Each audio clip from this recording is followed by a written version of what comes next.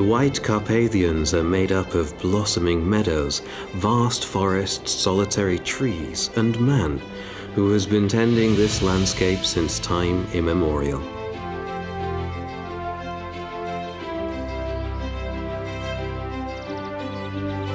This protected landscape conceals countless stories.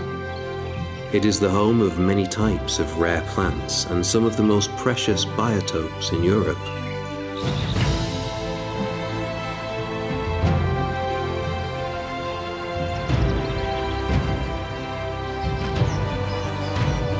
A landscape where life is not easy and where we can find remarkable survival strategies at every step.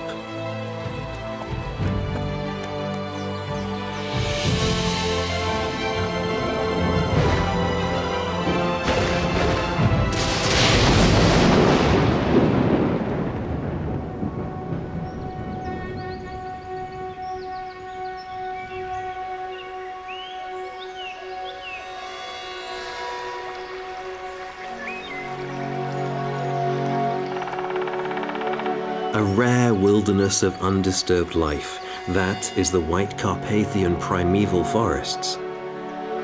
A reminder of what the entire landscape looked like centuries ago. They take us back to the world of our ancestors. They are a piece of paradise, perfectly preserved from human intervention.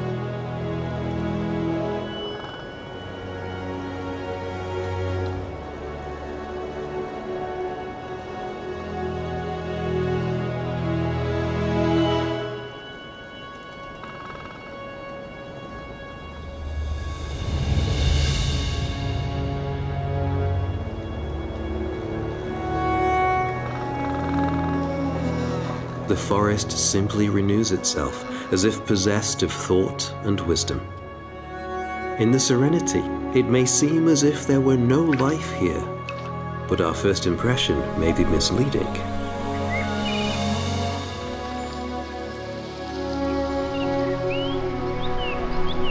A glimpse of a Rosalia longicorn is a true rarity. It grows from a larva for 5 years under a beech's bark, finally to present its full glory to the daylight. A single week of life is then enough for it to find a mate and bring about the next generation.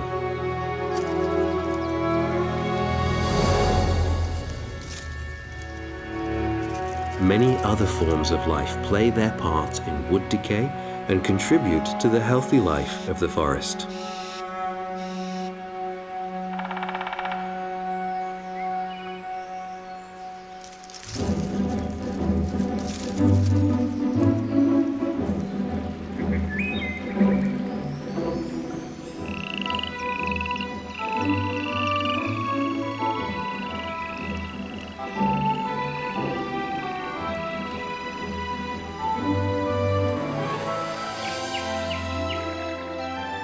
In spring, vast fields of wild garlic bloom here.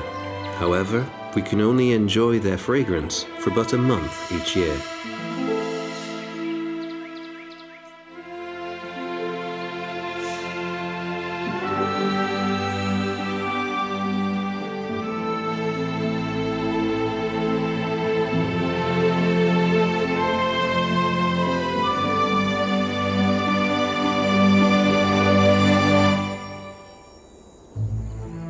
In the northern White Carpathians, there is an exceptional landscape abundantly covered with juniper, the presence of which is evidence of historical pasture.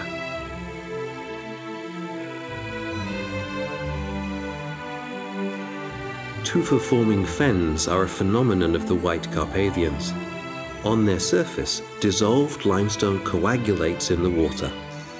In the vicinity of these mountain springs, rare plant species bloom from spring till late autumn.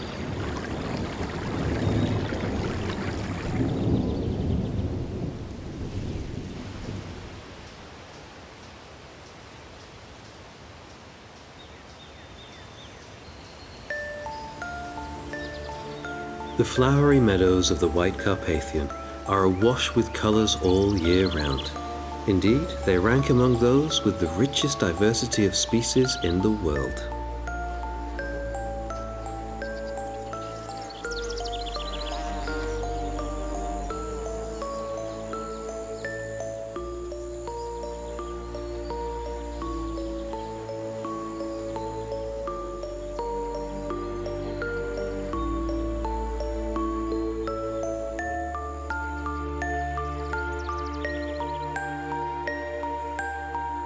In the grass of the white Carpathian meadows, true natural gems are hidden. Wild orchids. Their blossoms are hidden in the grass, but the secret of their life is concealed beneath the earth. As Antoine de Saint-Exupéry wrote, "What is essential is invisible to the eyes." The same is true for orchids. Living on their roots are microscopic fungi which expand the root system many times over and provide the plants with nutrients. Without them, the orchids wouldn't even be able to germinate.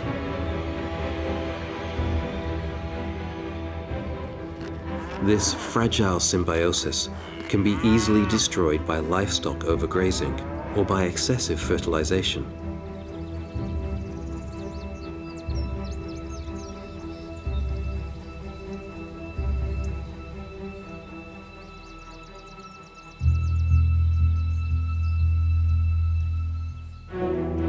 The blossom of the late spider orchid secures its survival in an ingenious manner.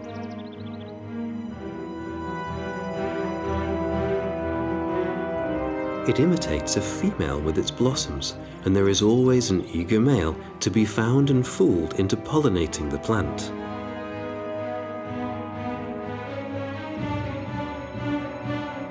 The lady's slipper orchid has also developed a remarkable way of pollinating. Its blossoms are an elaborate trap. The attracted insects slip easily into the blossom, and when they manage to free themselves, they carry plenty of pollen onto other plants.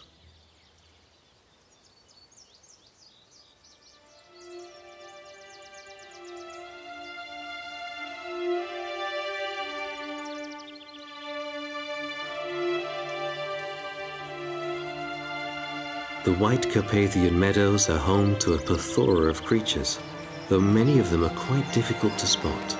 It's necessary to look a little closer, paying a little more attention.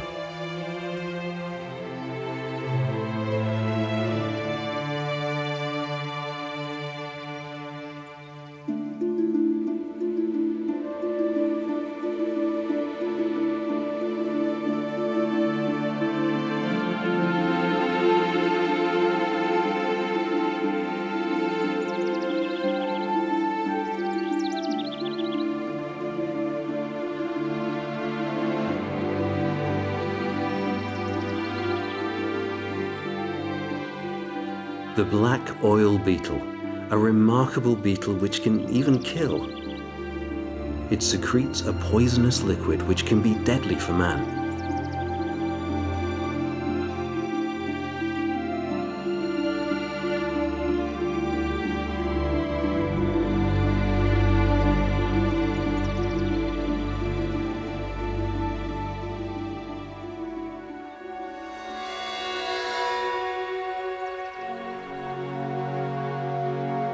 A pear tree stands in a wide field, and its top is green, says a traditional folk song. And a pear tree has become the symbol of the indigenous varieties of white Carpathian fruit trees.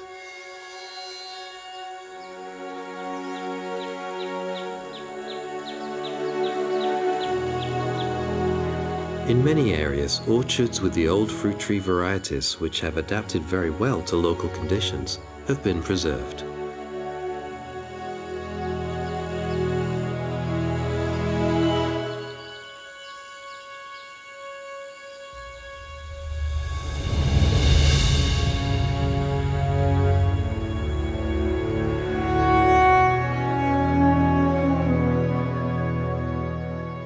The jewel among the fruit trees of the white Carpathians is the true service tree. It's one of the largest fruit trees in Europe, and it can live for several hundred years. Their pear-like fruit is used for making fruit compote or jam, and is often used in traditional medicine.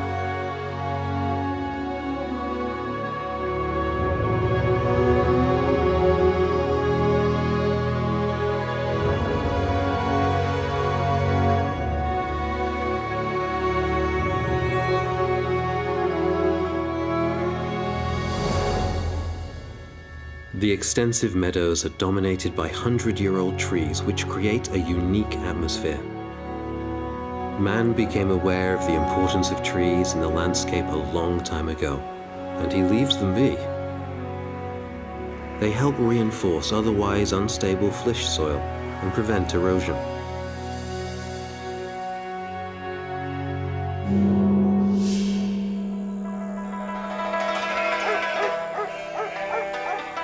The local area was radically altered after the arrival of the Wallachian shepherds. The Wallachians introduced sheep breeding in sheepcotes on the newly created pastures, and it is apparent in the atmosphere of the landscape. The first thing that the shepherds arriving from the east saw were the limestone rocks.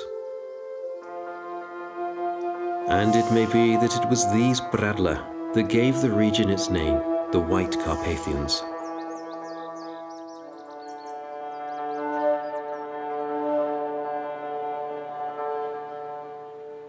On the Moravian side, the White Carpathian ridges look quite different. They are low, wide, and rounded. Layers of sandstone and viscous claystone alternate on the firm bedrock. When there are strong rains, the fertile soil literally flows. This is the origin of the geological term, the Flysch Mountains, from the German word fließen, meaning to flow.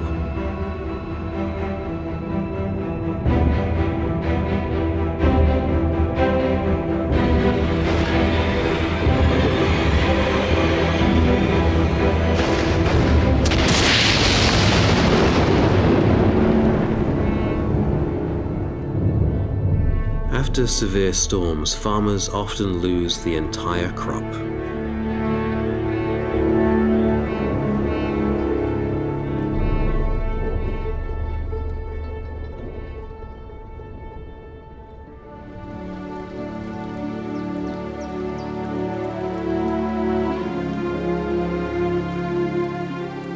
The rain and water were not only a cause of destruction, but also a source of life.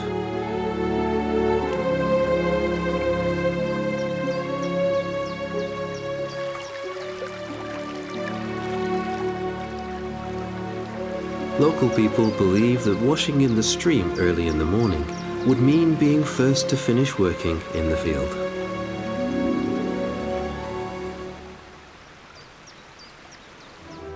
Behold a mountain green. As far as the eye can see, there is nothing but mountains and hills.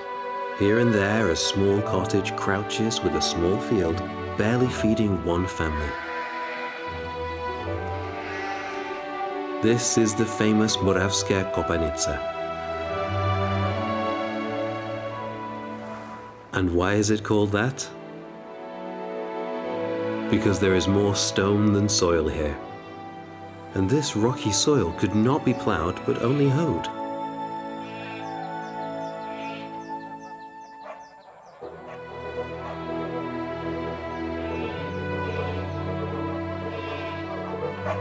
The symbol of protection of a Kopanica dwelling has always been a snake. The locals call it the little farmer snake. They believed that it brought luck to the cottage because it killed mice and other rodents, carriers of diseases and principally the Black Death.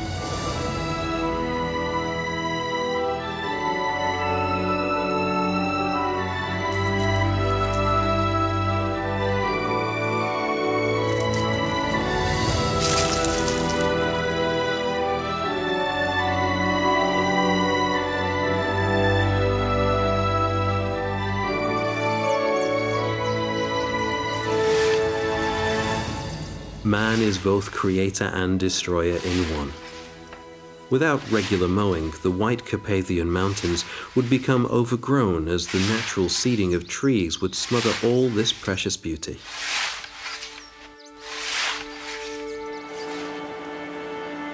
Nowadays, the vast meadows are mainly mechanically mowed, but only piece by piece, so that rare species of animals and plants can complete their development undisturbed.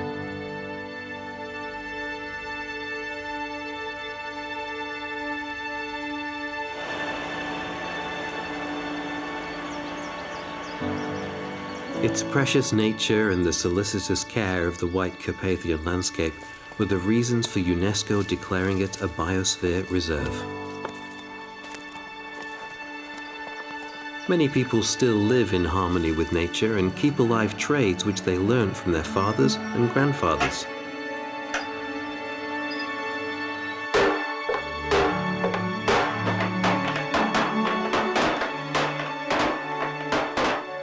We all know that wine tastes best from an old wooden barrel.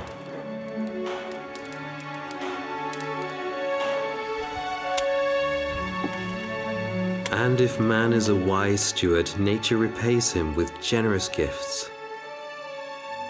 And at the end of the year, a time of plenty arrives.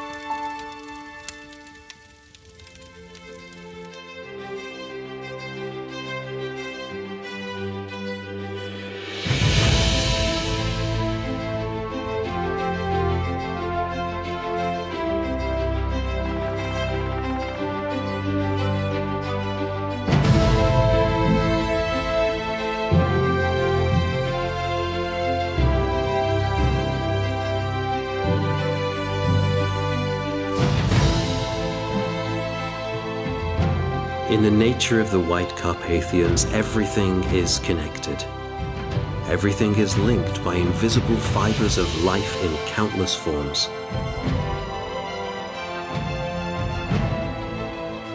A snake can protect, an inconspicuous bee pollinates a blossom, a tree gives fruit, and water gives health and life.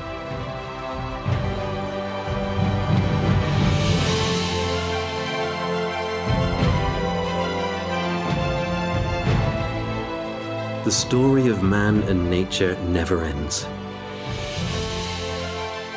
Will these diverse forms of life prosper in the future? It is up to us.